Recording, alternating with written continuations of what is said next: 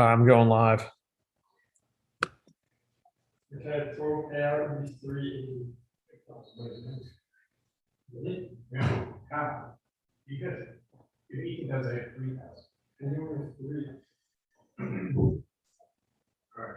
Now you have 100. How do you want this three? I'm going live. How? All right, how's it going, everyone? Back for another week. It's Monday Night Football. We got the Colts versus the Ravens this week.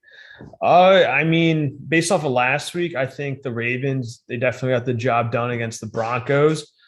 But once again, this week, I think the Broncos didn't look great, even against what I think most people would argue has been a pretty subpar Steelers team. But the Broncos did make a comeback in the end. I will give them that. But they did have Teddy Bridgewater too, who I think, based off of the start of the season, most people would argue has been a very good quarterback so far. I know a lot of people, especially when they start off 3-0, they're like they didn't have a real challenge yet, but he was getting the job done nonetheless. He is going against NFL teams. These are professional players.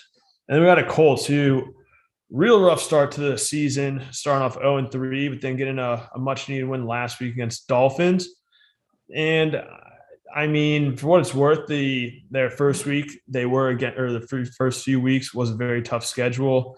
Just looking at it initially on paper, I think it was maybe the hardest one maybe in the league, honestly. Starting off the Seahawks, Rams, and then at Tennessee.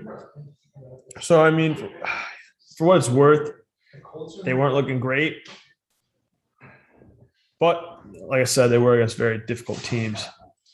And we start off with a 3-and-out. This is a good Colts defense. They got stars Darius Leonard and DeForest Buckner. So we'll see how this game goes. I think it'll be a lot closer than people suspect. I think most people would have assumed the Ravens win, but we'll see how Carson Wentz does. Who knows? Maybe he'll shock us a little bit. But my dad in the background just is high on the Colts, and honestly, I think they could win. It wouldn't shock me. But kind of looking back in this week, I think kind of a wild week in general. A lot of high-scoring games, a lot of craziness, and quite a few missed extra points. I don't know what was going on this week, but I did notice, especially in the early games, there's 1 o'clock, quite a few missed extra points and missed field goals. And I don't know what it was. I don't know if there's something in the air or extra windy, but I know watching that New England and Houston game, start off with 3 missed extra points. And then you had like the Green Bay Bengals game. If you catch that, missed field goal after missed field goal in a game. It looked like no one wanted to win the game. I saw this one meme I thought was pretty funny. They said that they had to extend the field goals just to make sure the game didn't end in a tie, but we'll see. And the poor rookie kicker on the Bengals celebrating early. I feel terrible for the guy. It gotta be a real kick in the nards to think you just won the game, highlight of your career probably thus far, and then to learn that you actually missed the ball. Pretty tough. But later on, it didn't seem to have as many problems with the extra points and field goals. And rough start for the Colts so far on offense if you're following along with the game. Immediate offsides or false start, and then throw away from Wentz. And I think some of the other big things that we saw this week, we got a game in London. That's pretty cool. Once again, the Jets, literally non-existent and the worst team in football that first half. Second half, they started to turn up a little bit. But for what it is worth, the Falcons did get the job done against the Colts, even without arguably I don't think anyone would argue it, but without their best player, Calvin Ridley, on the field. And they're also missing their second receiver too, in Russell Gage. But Matt Ryan was still able to get the job done, threw for over 350 yards. Dude was absolutely balling out there.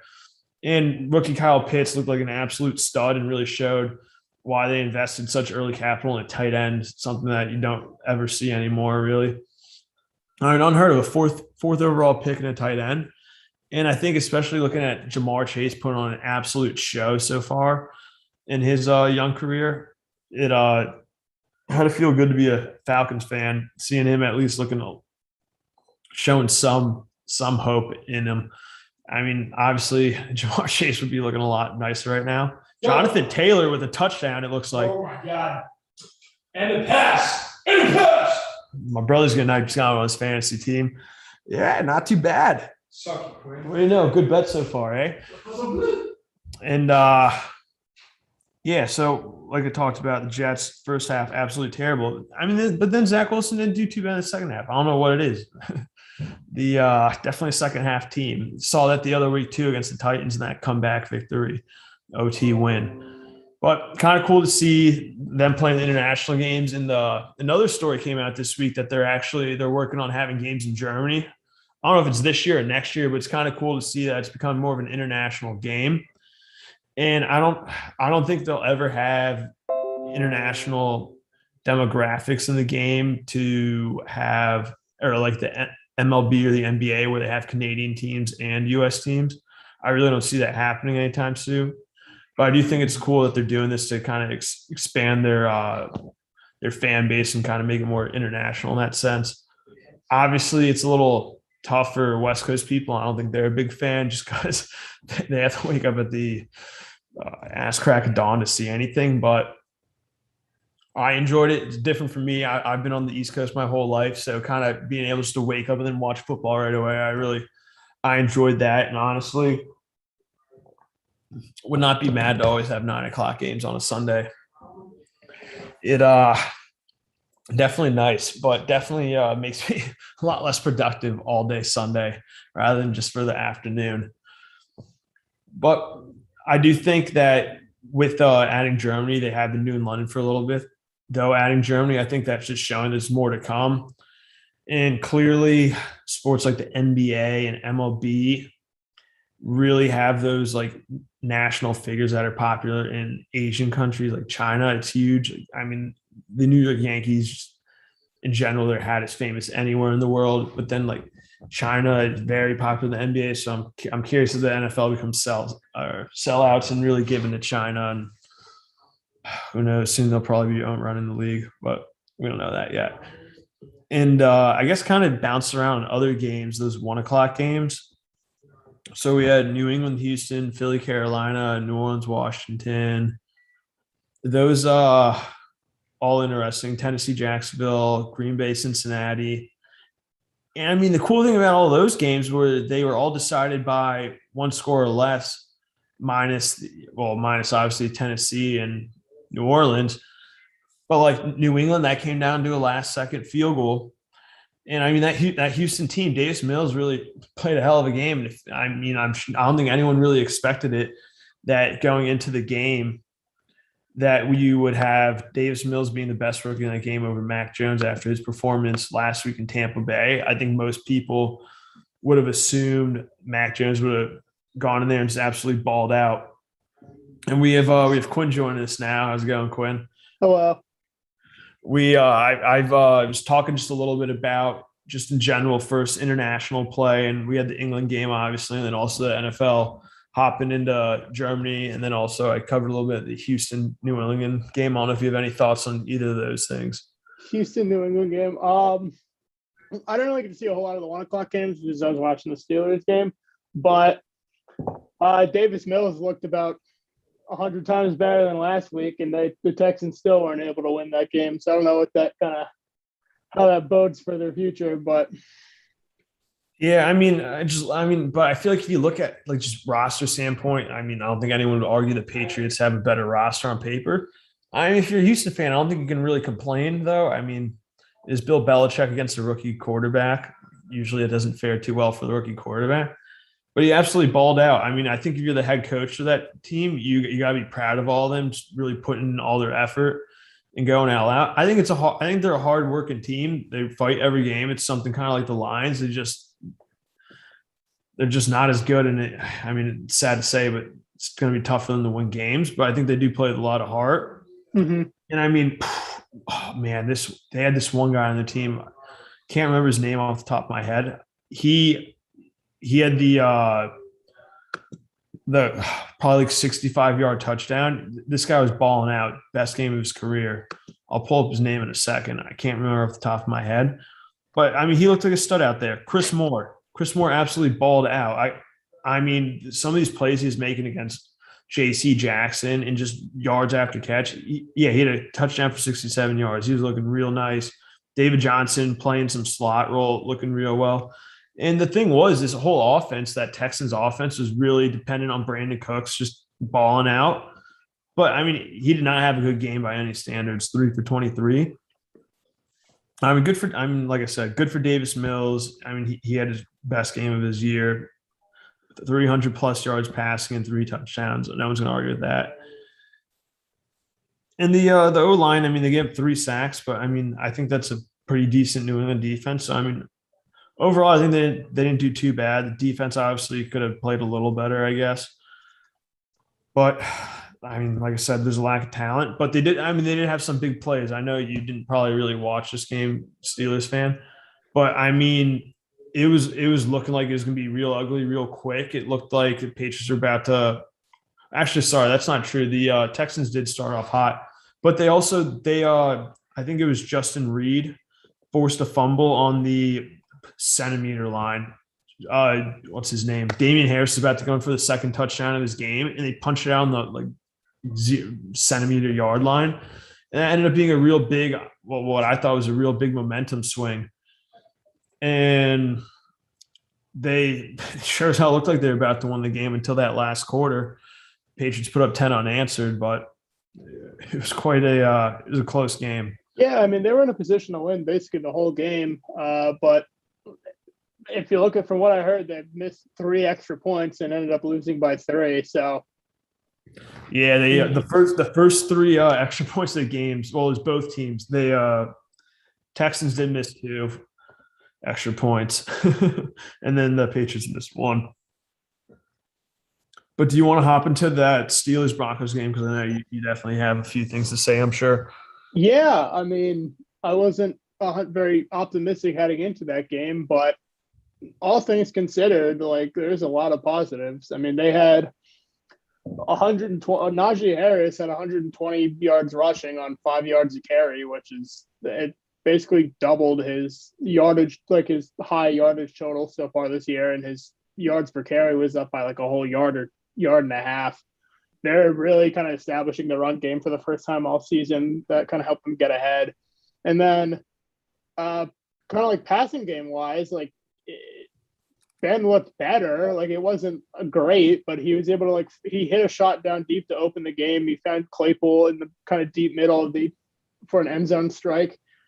And yeah, they were able to get a lead. They almost blew it, but they held on. So they got the win. But yeah, I was pretty satisfied with the result. For what's worth, you obviously are following the Steelers and watch them a lot more, but I mean, he obviously did have those 2 real big plays with Deontay and Chase Claypool, which ends up you take those away. He only threw for 150 yards. Yeah, I mean, but it's take what you get, right? Yeah, they're a quick hit offense who hopes they can get the big play to kind of score points, but it really felt like they were relying on the run game for the first time all season. Yeah, but the one thing that did do though is this Denver Broncos team. They got out, or Pittsburgh got out to a real nice commanding start, and the Broncos abandoned the run. This is definitely not a team I would say would hope to be passing the ball 38 times a game, which they did. Bridgewater had to throw the ball 38 times because they're playing catch-up ball the whole time. And looking at the stats, they ran the ball only 18 times, which big shock to me. And I think that probably definitely messed up their game plan. That's, I'm sure, not what they were expecting to do. But Deontay, first play of the game, basically puts you behind the 8 ball, right? Yard bomb. Yeah, I mean, big shock. Like credit where credit was due, even though they had to resort to passing, like Teddy was pretty efficient and he was kind of hitting stuff down the field kind of in the fourth quarter to almost bring them back. But how you like that touchdown? Did you hear that? William wants to know how you like that Jonathan Taylor touchdown. Well, I'm not thrilled. It's not at all what I wanted to start this game. We'll see here. What's going on with their offense? The slow start from the Ravens for sure. But, I mean, it was a slow start for the Colts minus that one screenplay for a touchdown. It worked. So sometimes it's all you need. But, hey, were you able to catch the end of the Packers Bengals game at all? Yes, I did see the end of that. What a wild game. Imagine you're a kicker and you go 1 of 4 on game-winning field goal attempts, and you still were able to come out of that game but win. My favorite thing is, of course, commentators are hyping up how the Packers kicker hasn't missed a kick in like the last 50 or something stupid, or Mason or whatever. Like maybe Mason Crosby hasn't missed one inside like 35 yards in like over a year or whatever. And then of course he goes out and he's just absolutely getting murdered.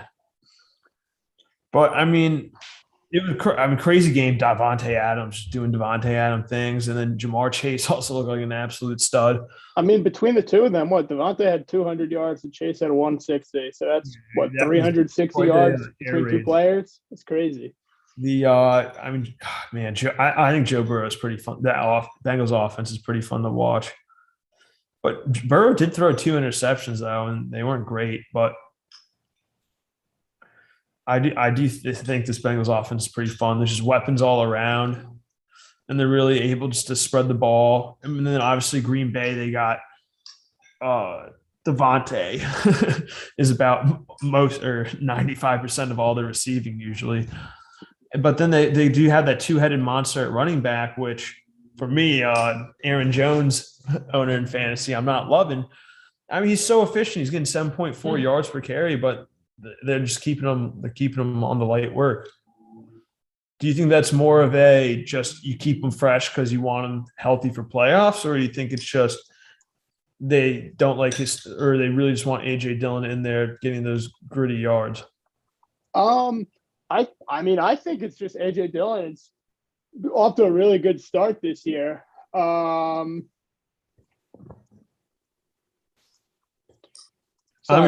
me ask you this question. So at Pittsburgh, the few years you were there, with the offense, did you guys run like running back by committee, or were you guys more of a one-man show there? I'm sorry. When I played for the Steelers, sorry, I missed that. When you're at college, Pitt was when I was a freshman. They kind of had a lead back, but after it was Quadri Olson, who was and played for the Falcons briefly. But then after he kind of graduated, it was kind of just a committee based on the fact that no one established themselves as the lead back, so they kind of shared the ball, hoping someone would figure it out, but no one really did. And I mean, yeah, I guess we talked about that too. And I think going into the season, at least my thoughts were they might have AJ Dillon in more situationally and Aaron Jones in just more of the time. And the other thing too is I think looking at last year, obviously Jamal Williams too, great pass catching back, but Aaron Jones is also known to be a pretty good pass catching back. But if you look at the game, Jones only had one more target out of the backfield than AJ Dillon. So I just feel like more and more this is becoming almost more of like a 60-40 backfield, and Jones is playing a lot less of a role. But I mean, more of almost like a Kamara role where he's not going to be getting a lot of carries and touches in the game, but just more of when he does, he's very, very efficient with the ball. I mean, he averaged 7.4 yards a rush. And so, I mean, maybe this is just more of a trend that is going to end up happening in the NFL. And I think over the years, especially growing up, seeing like Adrian Peterson and stuff, it seems like teams used to only have a lead back. Yeah. But more it's running back by committee, situational ball. And so, I mean, it's kind of interesting. I'm curious to see how their split ends up going towards the end of the season. If it's going to end up being more of, well, who knows? I guess it also just depends on how they're looking for the playoffs, which is kind of funny to say because Packers looked terrible week 1. And I think they were Monday night, the second week we were talking, and they were losing to the Lions, if I recall, at first. But I mean, they totally just turned around their season, and I mean, they're 4-1, obviously, and I mean they're in an all right division, but it's not a division that's I think most people would say is very great. It looks I would say the Bears are the second best team in that division right now, and I wouldn't even say they're that great of a team. Yeah, I mean, Are you still? sorry. So yeah, I mean, yeah, you start with that. You lay a goose egg in week one, but yes, they've rattled off four straight. And I mean, you could say they got lucky to escape the Cincinnati game, but obviously they had many chances to win that game, and since they failed to capitalize, since he failed to capitalize, ultimately they eventually did. Um, but yeah, that offense going forward, I mean, receiving wise, Devontae is a one man show, but I really do think AJ Dillon is going to become more of a staple of that running game because it seems like when they're ahead, um, they like kind of his like more powerful, kind of grounded out run style. Is what he eats clock and he could chew up 4 yards a carry each play. So yeah, I'm kind of excited to see how that goes forward. And I think they play the Bears next week, so they should, if they win that game, they'll probably be able to establish a big divisional lead. Yeah, and I guess kind of hop in another game in that division. No way. The the Vikings versus the Lions. What a were you able to? I can talk about this game a little more if you weren't on it, but it was just a crazy game to watch. So for those of you that don't know, it was not a high scoring game by any means, but the Vikings definitely were in the lead. And to end the game, I think the score, it must have been like 19-9 or something. Or no, maybe not. Maybe it was like 16-6. I can't remember exactly what it is. I can pull up the score right now. But basically the Detroit finally scores after a while of not scoring. In the fourth quarter, they get a field goal. And so at this point it's got to be minus 11. Yeah, 16-6. So they get a field goal. And so now it's 16-9. The Minnesota gets the ball. They're trying to run the clock out. But on third down, like within their own 20, the Lions get a strip on Madison. And so then now they're in the red zone. They score a touchdown with like a minute left. And instead of going for the tie of the game at 16 all, Dan Campbell says, we're going for 2. Convert it. So they're up 17-16. Vikings have a minute left. Maybe one timeout, but I don't think they had any. And Kirk Cousins just throws 3 like 20-some yard passes in a row, and they end up hitting a game-winning field goal. And just this poor Lions team, they have heart. They Monday night against or when they played Ravens, lost on a record field goal, NFL record field goal. They lost to the 49ers. Yeah, 49ers barely. They were putting up a hell of a fight. We said that first half against the Packers. And then this again, week after week. And I mean, you usually don't see football coaches cry, but a lot of people had a hell of a lot of respect for Dan Campbell crying in the press conference just about how much he wants his team to win. And this is a team on paper, they're just not that great, but they play with a lot of heart. God.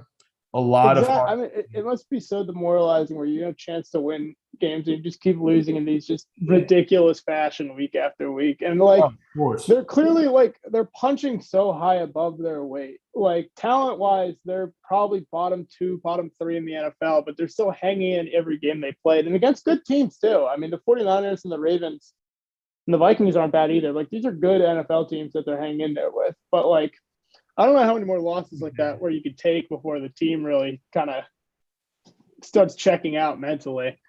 Yeah. All right. I'm watching Carson Wentz got hit from behind and fumbled. But yeah, I mean, it's tough. But I mean, who knows? I think a lot of people probably definitely want to play for Dan Campbell. I mean, obviously Detroit, not a place that's going to get big free agency name, but I think he'll definitely retain talent he has just because I think he's shown a lot of heart. Obviously, it's unfortunate they're 0-5, but I don't think management or anyone else can really be that mad. I think that no one expected to do anything, and obviously the record shows otherwise. But yeah, I mean, even if they're not winning the games, like it's clear to me that kind of coaching wise and like team culture wise, they're headed in the right direction. So as long as you could like start adding talent to the roster, I mean, I think we have 2 first rounders next year. And they should have a lot of cap space. Like, I think really nothing but positives you could take away from the season so far, other than just honestly just bad luck keeping you from having a better record.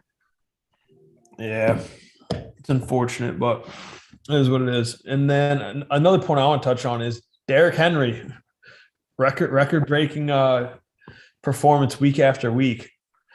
It's quite crazy to watch.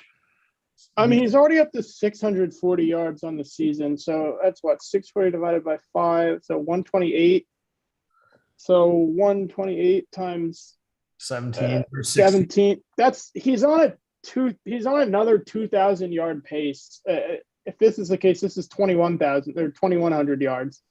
And like, it's the same script. Like, he doesn't like get off to a hot start. Like, it looks like the teams are kind of like playing decent run defense in the first quarter, but then as the game goes on, he starts getting more and more carries. It just becomes harder and harder to stop, and he's just getting just insane yardage like late in games. Like, yeah, and Ryan Tannehill, I mean, he threw for the least amount of attempts he has all season. He was on a pretty high pace to start it out, but yeah, I mean, it's not that hard to turn around and hand it off to him. I mean, he's a monster on the ground, and I feel this is the case year after year, but it's really tough to stop him. I don't know who Tennessee plays next week, but it just seems like I guess the Jets did an all right job against them. But we'll see. I mean, the Bills is definitely a tough opponent, so that might be more of a challenge. Yeah. I mean, the way their offense is clicking right now, you might get too far behind where you can't just rely on the run game. Yeah, I guess kind of hopping into that. I actually didn't watch that Sunday night game. I saw the first half. Yeah. Takeaways is Chiefs overrated. They're just not that good. I don't think they're as good as people expect them to be this year. I still think they're a contender, just based on the offensive firepower they do have, but I don't think they're the favorite in the AFC. I mean, like, they're last in their division now for sure. Yeah, I mean, they already taken losses to the Chargers and the Bills, who look like probably the 2 best teams in the AFC right now. So you're already kind of behind standings wise. So even if you do meet in the playoffs, you're likely going on the road. Like, I just don't think they're like the unstoppable juggernaut. I think there's better teams in the AFC this year than they are. Yeah, for sure. Also the Ravens too. That's another playoff kind of contender right there. I mean, but even in the division, I mean, I'm probably better than Broncos, but they lost to the Raiders. And they haven't played the Raiders yet. Freaking, oh my God. Justin Herbert looking like maybe the MVP this year, or probably him and Josh Allen. Yep. That is a tough division. I mean, at the end of the day, like, not handing the ball. I don't think Mahomes is playing as well as he has previously, but that offense has still shown firepower this year. Like, you still have to account for it, and it's still going to be able to win them games when they need to. But it's just, this is not the type of start to the season you'd have expected. And considering the 3 losses, as I said, that I picked up were all probably playoff teams, like, seedings wise, like, they're in trouble already. So, like, you got to hope that the offense kind of finds a little bit more rhythm than it has, but mostly it's just the defense. Like, they're not getting stops. Profit. And when the offense isn't hitting every other drive, they're falling behind. Yeah, I mean, we'll have to see. I mean, for what it's worth, they are very pass dependent. It's looking like, especially Clyde got hurt in that game, I believe. Yeah. And it was downpouring, and obviously a huge delay with the lightning storm. But Mahomes, a fumble and 2 interceptions does not sound like Mahomes. No, it doesn't. And I mean, credit to that Bills defense. Hell of a game, obviously, forcing all those turnovers. Dude. Wow, this Colts, Darius Leonard. He's a beast. Good player. But yeah, I mean, we'll see. I'm sure Andy Reid's a very good coach. Mahomes is quite a football player, and Tyreek Hill is obviously fastest man on the field at any given time. Mm-hmm. I'm sure stuff will change, and they did address their problems in the offseason with the O line, and then I mean the defense. Obviously, I wouldn't say is great by any means. Definitely been getting exposed. I mean, just looking at their stats so far, they gave up 29, 36, 30, 42, and 38. So their best game was against the Chargers, shockingly enough. Well, The game they lost against the Eagles. But yeah, this is not a strong defense by any means, and yeah, they're the sole bottom team in that division. Which, if I think you asked anyone before the season started, you would not guess this order. No. And I mean, they'll get ahead of the Broncos because the Broncos they packed wins on bad teams early in the year. They're not a bad team, but they're definitely the worst team in that division. And I mean, the Raiders probably just dropped when they shouldn't have to the Bears, so they'll claw their way back up. But I don't know if they'll get past the Chargers, especially because the Chargers have a game in hand. Like, do you really think the Chargers are losing 2 more games before like the Kansas loses any? Their offense just looks unstoppable. It's just big exactly, yeah. Marlon Mack in some action. It's my waiver wire pickup. That's good for him. Anyone but Jonathan Taylor. I'm not thrilled about how this started, but oh well. End of the first, all right. End of the first already. But yeah, I mean, quite an interesting week. I guess we can hop more into those 4:30 games, which, if I recall, all right, well, it's definitely San Francisco, Arizona, Dallas, New York. Who were the other two? LA, Cleveland, and there had to be one more, I guess. 49ers, Cardinals. Yeah. All right. Well, all right. We can just start with how about we start with the Niners and Cardinals. The definitely a defensive game, which I think most people would have thought there would have been a little more firepower, but yep, for sure. The 49ers offense once again just can't do much. Yeah, it was Trey Lance's first start, and I don't think he looked bad. I mean, he looked like a rookie. He was able to move the ball a bit. He made some mistakes. And again, it was a good defensive performance on both sides. So it was a close, like, the 49ers weren't given him much. The Cardinals defense weren't giving him much to work with, but the 49ers defense was keeping him in the game. Ultimately, just kind of came down to some big plays at the end, like the big DeAndre Hopkins touchdown, the Kirk catch right before that. But I think the 49ers SWAT was back. He looked good. Yeah, that was fun to see. A little throwback for the kid. I mean, divisional, like, I'm starting to think that division is starting to kind of separate itself. Like, I mean, the Cardinals are 5-0 and the Rams are, I believe, 4-1 now. And the Seahawks are 2-3 with Russell Wilson hurt, and the 49ers are racking up a lot of injuries themselves. So I think you're kind of starting to see the kind of that top two pull away right now, which is unfortunate given how kind of well all 4 teams started the season. It stinks that kind of defense have hit the 49ers, and the injuries have hit the 49ers and Seahawks so hard already. Seems like the same story every year at at least the past 2 years with the 49ers. Yeah. Injury. Yep. And even that 1 year Jimmy G missed the whole, or I guess wasn't there another year Jimmy G missed like the whole season? He missed like a whole year once. Because I think like he got traded mid-season and played like 6 games for them, and then the next year I think he missed the whole season. This year. Well, no, he missed last year. Yeah, he missed last year as well. Yeah, so it was 2 years. You're right. The year before that. Yeah, you're right. He's missed 2 full seasons.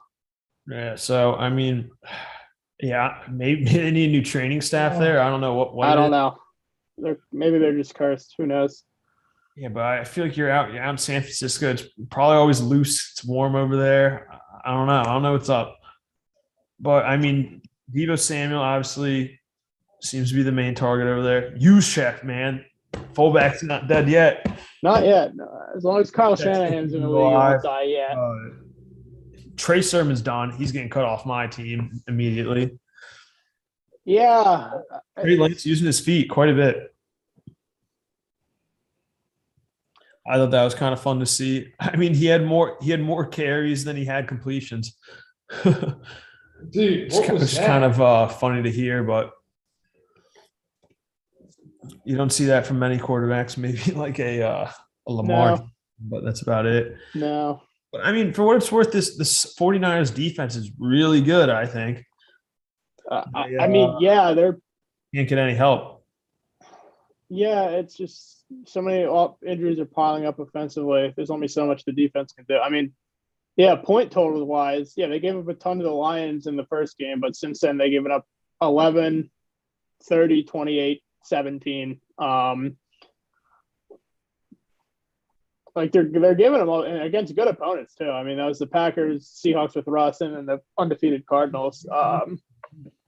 So they're doing enough to win games. It's just the offense is not at the level kind of needed to capitalize. Yeah, it's a shame. I mean, I guess that defense is healthier this year than definitely last year was, and the offense was obviously like Kittle hurt, Garoppolo hurt, about every running back on the roster hurt at some point this season. Yeah. But we'll see. I think they'll end up being a little better than they are currently. I mean, I think so too. Either Jimmy G gets healthy or Trey Lance kind of starts to settle in. And I think you'll pick up wins once your kind of schedule eases up. Because yeah, they just kind of went through a bit of a gauntlet these past few weeks. But kind of interesting though. What do we have? 6 starting rookies this week? 6, and all things considered, I don't think any of them played bad. Zach Wilson that first half was one of the saddest performances I've ever seen. Yeah, the one I wasn't awake early enough to watch the first half of that game, but it looked like, I mean, he had them rallying until the defense kind of, for whatever reason, decided to play prevent, only down 3. But yeah, I mean, the past 2 weeks, like he's still kind of adjusting the NFL, and clearly the talent around him isn't amazing yet. But you see the second half of the Titans game, second half of the Falcons game, you see like why he got drafted so high. He clearly has the talent. It's just kind of working to iron out all the kind of the issues and rookie mistakes that are plaguing him right now. Yeah, and I don't know if you caught the Titans Jaguars game, but I did think Trevor Lawrence got cheated out of a second touchdown run, which ended up being a big momentum swing also because the Jags were kind of making a little bit of comeback, but then after that they shut him down, which I think was a bad call. Looking at the replay, it didn't look like to me his knee was down. It looked like it was going down, but he ended up extending his leg. But whatever, point being, I mean, he didn't do terrible. I honestly thought he maybe would have done a bit better passing wise, maybe. I mean, I take that back. He kind of balled out. He had 273 and 1 touchdown. But yeah, I guess the big storyline is their receivers just aren't there. No. The receivers you think would be there. Marvin Jones, 1 catch. Laviska Shenault, 1 catch. But then Dan Arnold got 8 targets. Tavon Austin got 5. And Jamal Agnew. So, I mean, I guess it's whoever's comfortable with, but I really wish these playmakers would help him out or you have some more trust or what it is. Because this is, for what it's worth, this is not a good Tennessee defense, in my opinion. I really just think they're that great. I know they got your boy Bud Dupree. But, like, I mean, they got Byard, Harold Landry, Jeffrey Simmons. I think they're good. But besides that, I think it's a very thin defense. There's kind of holes at each level, even if they do have some star talent. But yeah, it's again, like I watch the Jaguars play, and basically my biggest takeaway each week is I don't think it's Lawrence's fault. Like I think he looks like a very good young quarterback, but it just the offense around him isn't helping him. I don't feel like it's Yeah, definitely should have gone Darisaw over at the end. Yeah, yeah. I mean, I was excited for ATN, but unfortunately, you can't predict injury either. But I think you could have used that pick better, even if I do think he's a talented player. It's unfortunate that's how it worked out so far. I mean, James Robinson gets 1,400 scrimmage Yeah, yards. James Robinson looks great. He had The 150 on the Packers, ground too. He did. He had a better game than Derrick Henry minus the touchdowns. yeah. Um, it's just, for whatever reason, Urban Meyer just was not convinced on the idea of James Robinson, and now he kind of is forced to use him, and it's working. It's like, okay, why didn't you just believe in him to begin with and not spend a first round pick on a running back? Like, it's Coulda, woulda, coulda. yeah, it's decisions like that where you can see why the Jaguars are having so much trouble to start this season. And I mean, I guess another rookie quarterback that did all right was Fields getting his first career win. Yep, Good for the kid. wasn't I mean, flashy, but he didn't really and he didn't have to. I mean, he didn't pass the ball a whole hell of a lot. He only had 20 attempts, yeah. but I mean, got the job done against the Raiders team that was really good Mm-hmm. with a I mean, close loss last week, and then that was a real classic kind of Bears at home. throwback defensive game. Bears defense, they weren't giving the Raiders an inch. Justin Fields was kind of just asked to move the chains, avoid mistakes, and for the most part, he did that. And yeah, they got to jump on a lead, and the Raiders just could not get anything going on it. So good for Fields. First career win, and And then I think the job's his going forward, running honestly, backs. until unless he struggles otherwise. Yeah, I mean, obviously Andy Dalton, you're not too happy, but Chicago's got to be pretty happy.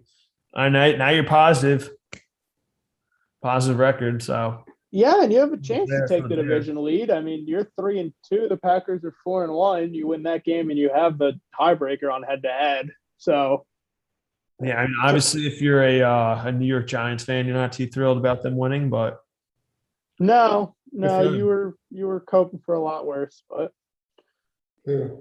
The Chicago Bears.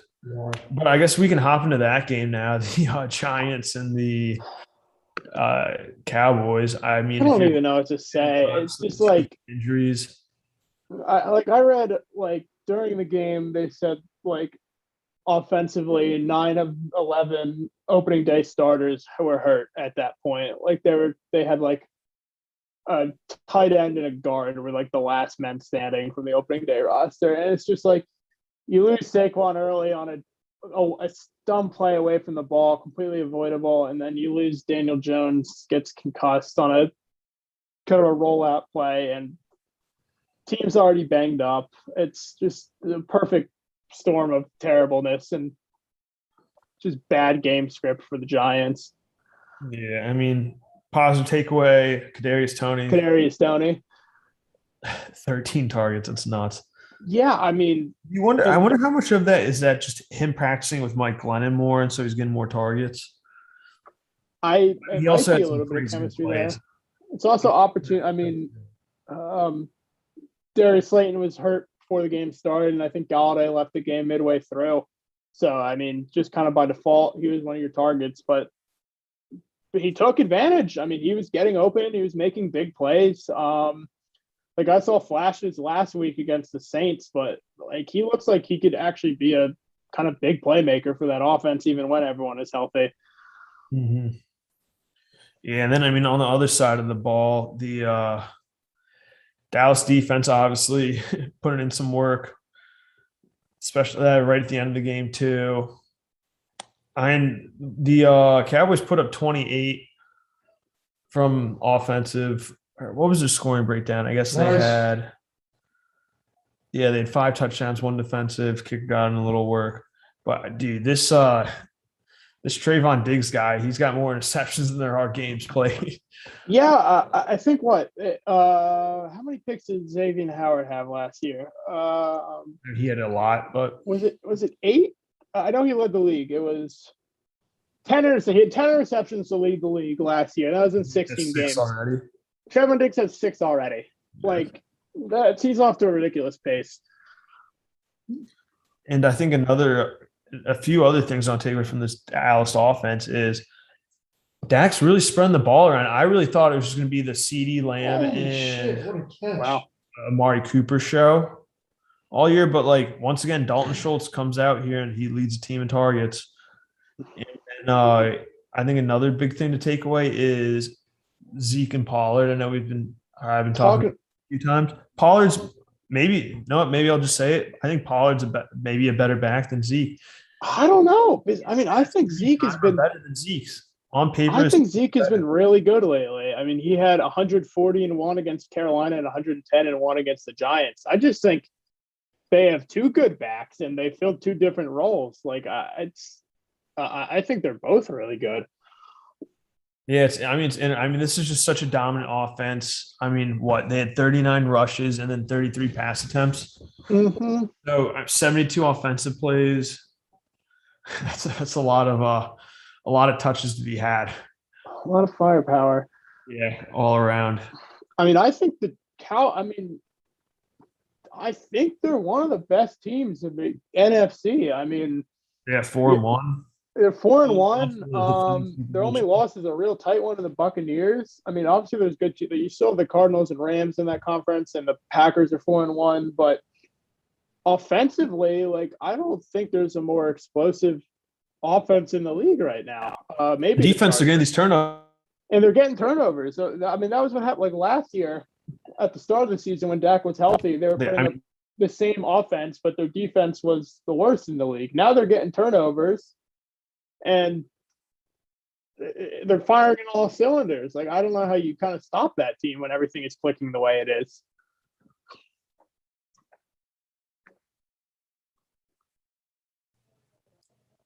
You there? Yeah. Sorry. I maybe it says my internet connection is unstable.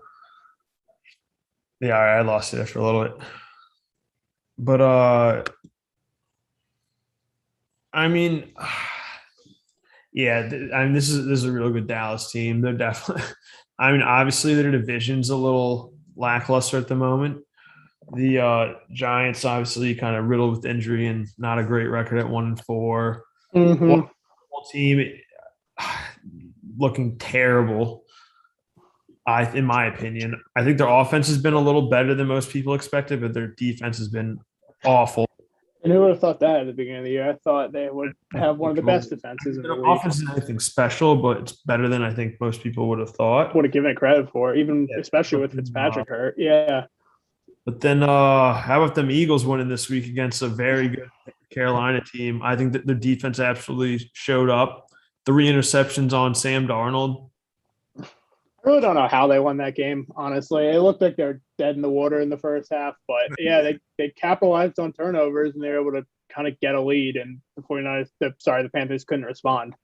Jalen Hurts, 2 touchdowns rushing. Yeah, good game for him. I mean, they're 2-3 now. I don't know. Very good Carolina defense. Yeah, they play Tampa at home next week. That should be a pretty telling game to see if they're legit or not. But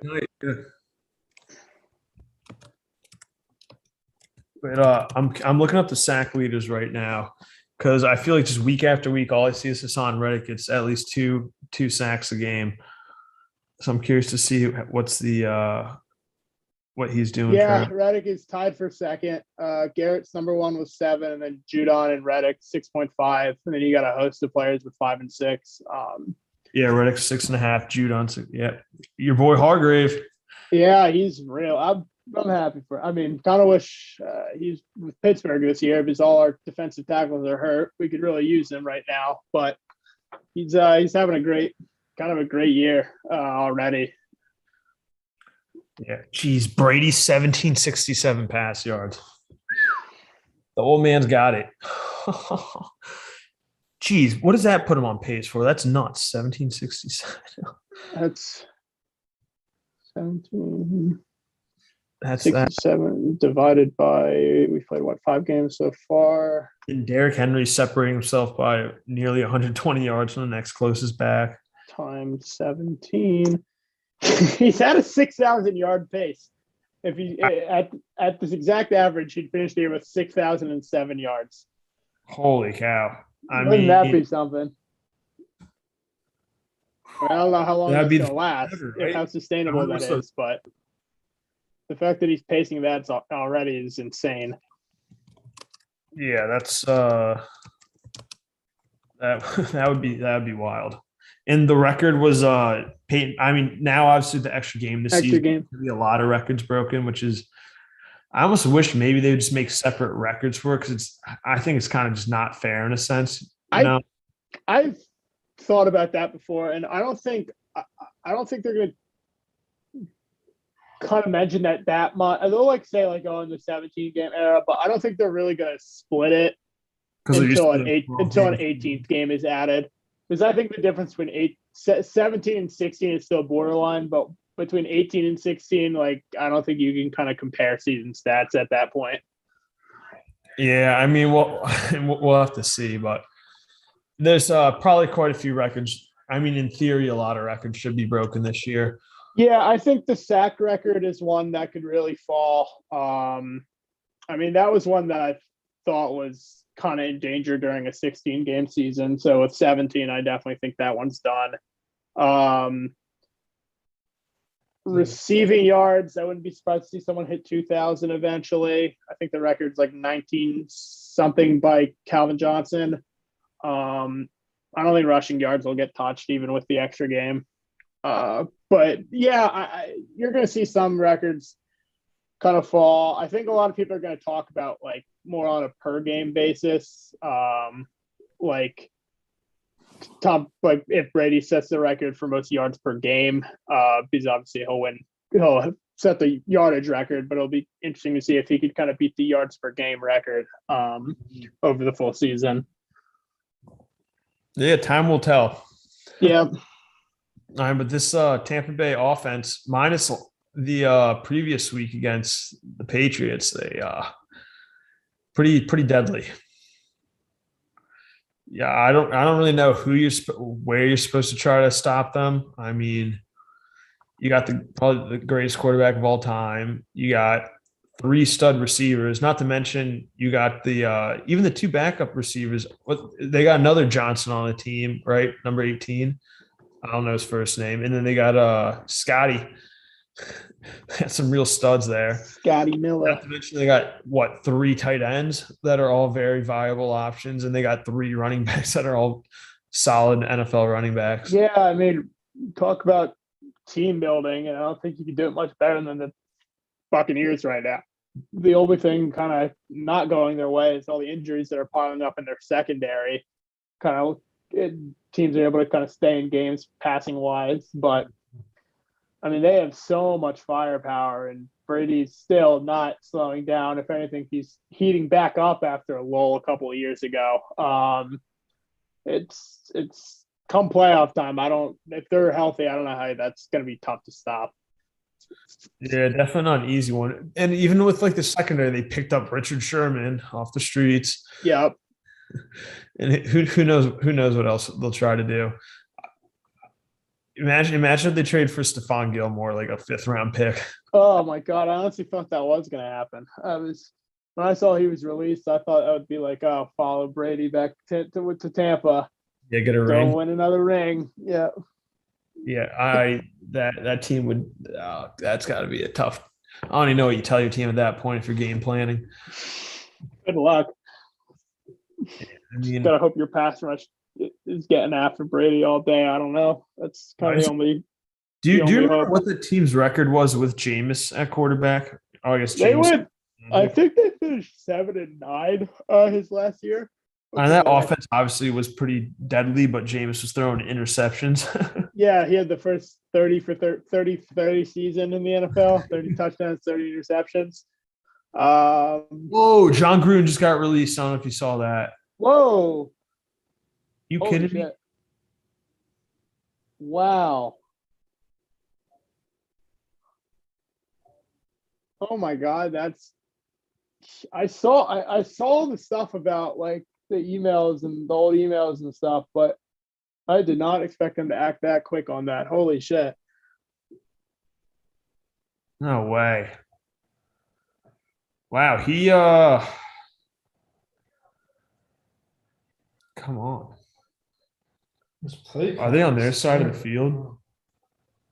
Are they in field goal range? No. Oh, they're punting. Michael Pittman. He's got a famous YouTube channel with his girlfriend or wife. Sorry. Yeah. Jeez, this is not been quite an offensive game. I mean, that being said, I think Wentz is kind of throwing the ball for quite a bit, or he's got some yards under his belt. The Colts are playing really good defense. I mean, the Ravens, they haven't been able to establish much on the ground, and obviously that's their bread and butter. So Yeah, I mean, but they got Hollywood Brown, who's one big play or one step past his man away from a touchdown. I'm curious what this flag is. Oh, that's another thing. I felt like this weekend there's so many more flags. Do you think refs are being extra cautious? And I feel like I saw a lot more targeting calls than normal. Do you think refs are being more just precautious, or it's teams are trying to get away with more? I don't really know. I mean, the Steelers games I watched yesterday was pretty clean. I didn't feel like there was a lot of kind of dangerous stuff, and there weren't a whole lot of flags being thrown. But I do think they're getting worse and worse with, especially like the roughing the passer type stuff. Like, it feels to me that they're trending the way of flagging any hit that's kind of after the ball is thrown, no matter kind of where or how hard the quarterback is hit. Mm-hmm. It's they're getting kind of stricter and stricter with that. Yeah, and I think I was talking to you about this. I was watching this Brady clip, and he was talking about how they're making calls that on the defense when they're hitting receivers, but Brady was making the point that's a bad offensive play. Quarterback should not be making that throw where he's putting his receiver in a position to get smacked. It's kind of interesting then how the NFL is pampering towards the offense. And I mean, obviously, it's not a good hit and a dangerous hit, but that it's almost unfair to the defense that they're not allowed. They can't do what they can't hit hard because or make a nice hit because the quarterback chose to put his wide receiver at risk. And so, I guess Brady's point is that it's a bad, even though it's a bad offensive move. Mm-hmm. It's advantageous. Like gaming the system. Yeah, and the quarterback's really putting his team in harm's way because of that, rather than the defender being a dangerous player, I guess. But we'll have to see going forward because I mean, eventually. I mean, I guess offense sells tickets, makes the money in the NFL. Yeah, that's the money maker. But we'll have to see. We shall see. What's different? I mean, is there how much time's left in this quarter? Yeah, 3 minutes, I think. All right. Yeah, I mean, is there any other take? What was the Thursday night game? I can't even remember it now. Rams Seahawks. It wasn't Seahawks. Yeah, I mean, Rams is looking dominant. Seahawks, obviously, Wilson going down and totally did not help the team at all. It's not great. Yeah, I mean, I feel like that's another team. It's like they're so star dependent, basically.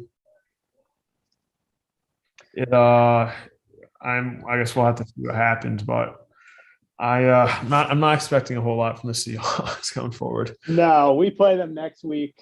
Oh yeah, you got lucky. You're playing them before the injury. All things considered, probably the best timing we could have. I had that game wrote off as a loss, but obviously the dynamics have changed in that one. I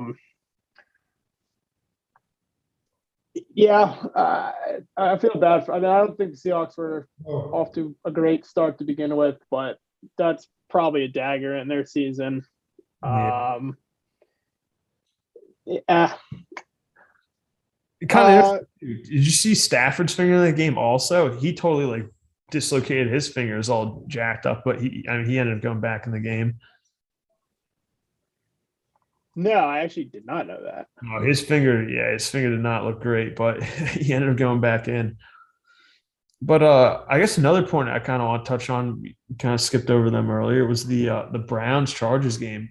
Baker playing with the partially torn laburnum, or I guess that's how you say it, right? And Labrum, I think, yeah. I thought he looked pretty good. I mean, obviously, it makes it a lot easier with the two-headed monster in the backfield helping out the team quite a bit. But I mean, quite a game. They put up 89 points. Or total like combined for those two teams, but Baker had 305 passing yards, 2 touchdowns. Chubb 161 on the ground, Kareem 161 on the ground. But then on the other side of the ball, Herbert 2 yards away from 400 yards. Eckler had 3 total touchdowns on the game. I mean, just offensive firepower against a really, really good Browns defense, nonetheless. So now get the forward progress here? I mean, obviously without Jadeveon Clowney, but this Chargers offense looks unstoppable. Yeah, I mean, what was it? 40-some points scored in the fourth quarter. Like just pure offensive firepower, and teams. There was basically one stop in all the fourth quarter was all the difference in that game. It really just got insane, top to bottom.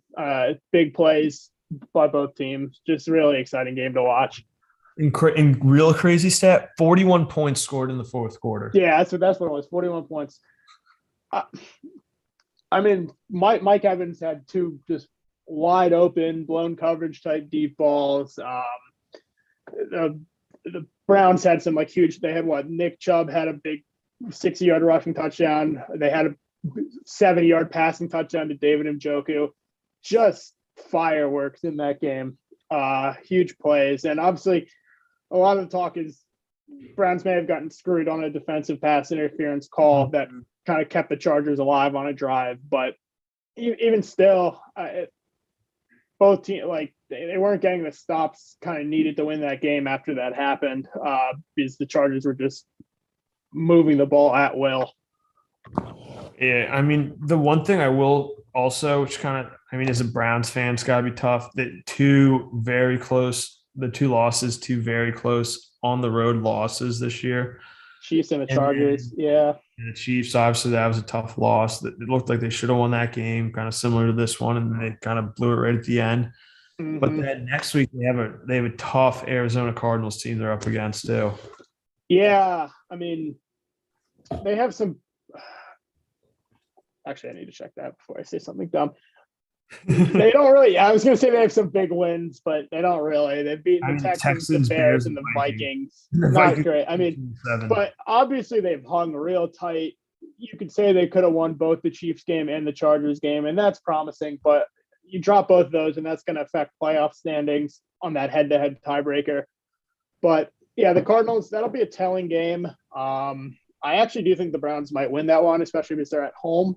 Mm-hmm. But you got to see either the Browns are going to respond positively to this loss and go ahead and beat the Cardinals, or they're going to respond negatively and kind of let the Cardinals get ahead early in that game and struggle to fight back in. But I think that'll be a pretty exciting and telling game to see kind of just stock-wise where the Browns are this season. Oh, this is kind of interesting. I'm looking ahead at their schedule, and they end up playing the Ravens in back-to-back weeks. Have you ever heard of that before? Huh. Yeah, I mean, there's a bye week in between, but I don't think I've ever. Okay, all right. I didn't know that. It doesn't show bye week. But even still, I don't think I've ever seen where a team plays like their 2 games are the same teams, even with that break in between. That's the scheduling quirk I don't think I've ever seen before. Yeah, it's interesting. I'm almost shocked the league wants that to happen. I mean, obviously, it's still like 2 later games in the season. Mm-hmm. Yeah, it's week 14 and week 12, I believe. One of them being either The, Monday or Thursday night. the early one is on. Yeah, it's a primetime game. But that's strange, and obviously, depending on the kind of the outcomes of that game, I feel like if one of those teams drops both games, I think they'd have a real gripe. Yeah, it'd be tough. Yeah, normally you get a few weeks in between divisional games like that, especially considering those are probably the top two for the division right now. Mm-hmm. I mean, but then they also end the season at Steelers and then versus the Bengals to finish it off. So we'll see. I mean, that is very good. That is a very good division. It's neck and neck right now, especially if Baltimore loses tonight. It'll be a three-way tie, and the Steelers are knocking at the door. So we shall see. A lot of season still ahead. And I'm curious to see how this extra game really does play a bigger, if it does make any difference with kind of the playoffs. Like just finding rankings and if having that extra game playing, if that's going to end up injuries play a bigger factor, obviously. Just because there is an extra game you're going to have to play without them potentially. Yeah, I think one of the biggest kind of impacts that the X game is going to have is it looks like, let me just fact check a little bit, but it looks like week 17 is primarily divisional games. I mean, week 18 is all divisional games. They've been doing that for a while now, but it looks like they're trying to get a lot of divisional games in that week 17 as well. So I think that's good. You're going to have a lot of impactful games down the stretch. And then it'll be harder to sit starters a lot of times too, then, especially if you're fighting for that. If you have big games, yeah. I mean, you also only have the one bye, so yeah, I'm curious. Fighting for that, you can't really rest starters. So yeah, this could be kind of maybe unrealistic thinking, but I'm curious if especially if you're a Niners or another injury riddled team, maybe you start getting a little more, I don't want to say risky, but a little more willing to take starters out in games in the sense or when sorry, I got distracted by the Mark Andrews big play. Yeah, if you're willing to take starters out earlier in games just to rest them and be a little more gutsy with the other team still having starters in and having it in that sense. For sure. Because a lot of times it does come down to who is the healthiest team. I think we've talked about this before. I've talked about this before, but in that Super Bowl, clearly the Buccaneers had an advantage on the edge against the Chiefs offensive line. Yeah, health-wise. They were out there starting left and right tackle, and that made all the difference. Made the difference. For sure. Not a bit anymore.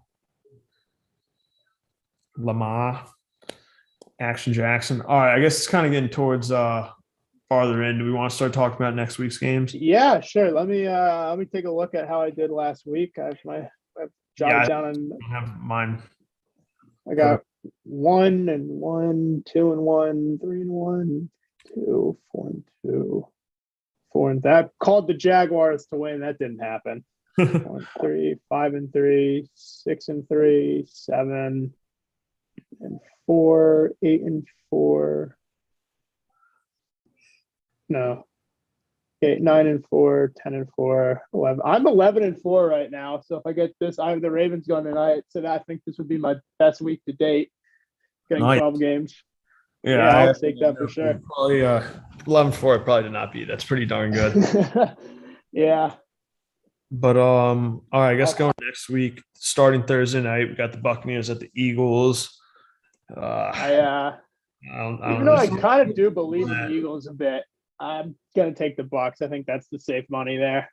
Yeah, I mean, Eagles. I mean, I guess the Chiefs game. The Chiefs aren't looking great, and they got kind of smacked. Obviously, Tyreek Hill burning them all over the field. But yeah, I mean, Brady, like you just said, on pace for a 6,000-yard season. It's pretty tough. I think the Eagles are playing good ball, but I don't think they could keep pace with an explosive offense like that just yet. I mean, we've already seen. maybe Jalen Hurts. I think they'll put up points just because, like we talked about earlier, this Buccaneers secondary is not great. Like, yeah, they put up the Chiefs game they played, they put up a ton of points, but they also couldn't really get the stops, and it became a shootout game where they didn't have the same firepower. I think the Bucs have a better defense than the Chiefs, of course, but I wouldn't be surprised to see kind of a similar game script to that one. Yeah, we'll have to see. But all right, next up we got another early game. I have no idea if this is in London or why it's early, but we got a Florida matchup. We got the Dolphins at Jaguars.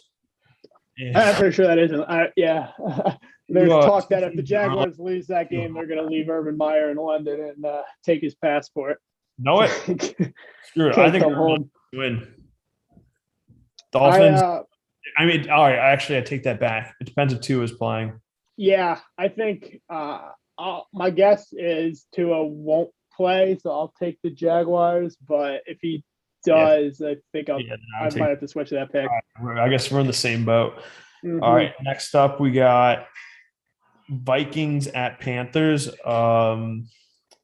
Panthers had 2 losses the past 2 games, but I think they get McCaffrey back this game. Yeah, that'll be a big Is this difference. true? Dalvin Cook could be done for the year? Really? Ooh, that wouldn't be good. No, I don't. I actually have no idea. I think Eden's just spitting banter, but what's the Vikings record? It's 3-2 or 2-3. I mean, they're take that granted though, or a grain of salt because of this past week. Vikings are 2-3, but I don't really think they've been that impressive even in their wins. I'm not really a believer in that team, and I think with McCaffrey back, the Panthers will kind of get that big bounce back win. I guess we're on the same page there. Next, we got Chargers at Ravens. Yeah, give me Justin Herbert. He's too good right now. I think I got to agree with you. Yeah. All right. Next up, this will be a rough one. Rams Giants. Yeah. Yeah, it's not great. Even if Daniel Jones is in that one, I don't think the Giants can keep up in a game like that. The Giants team could beat them. All right. Next up, we got two farm animals. We got the Texans at the Colts. Yeah, give me Colts are looking all right now. They're looking good. Before this game I might have called that upset, but the Colts are playing some pretty outstanding defense right now. I'll ride them on this game. All right, then next up we got Chiefs at Washington. I'm sure we'll both agree on this. As tough as the Chiefs have been this year, I don't think they're Washington bad. Yeah, give me the Chiefs. Yeah, I mean, I don't understand. I mean, if I remember correctly, I do think Chase Young did have a strip sack in the game, but Deron Payne had a hell of a game. But I'm sure you saw the play of Marquez Callaway getting that Hail Mary right Hail before. Mary. Yep. That play sums up how their defense is playing right now. Literally no one even went for the ball. No, it just looked like everyone was jogging down to the end zone, and then they were surprised the ball was actually thrown. I don't know. Cannot believe it. No, it was bad. All right, we got a divisional matchup. We got the Packers at the Bears. Yeah, I think it'll be a close game, to be honest. But I think I really could see the upset with this one. I think it's unlikely, but if the Bears play defense as well as they did last week, I mean, I don't think the Packers are this unstoppable force. I mean, they were tight with the Bengals. Like, I wouldn't. If Justin Fields can make some big plays in that game, I think they might just do enough to win that game. So I'm going to call this upset. I'm going to be bold here. All right, I like it. Bengals at Lions, last 1 o'clock game. I really want the Lions to win this game. I really do. But I just think the Bengals, things are really clicking for them right now. Even if I think they got to be pretty mad too about last week also. Yeah. I think I'll have to take the Bengals there. All right, next up, I'm going to say this without looking at the rest of the schedule. It may be the most exciting game of the week. Cardinals at Browns. That's going to be a good one. It really will be.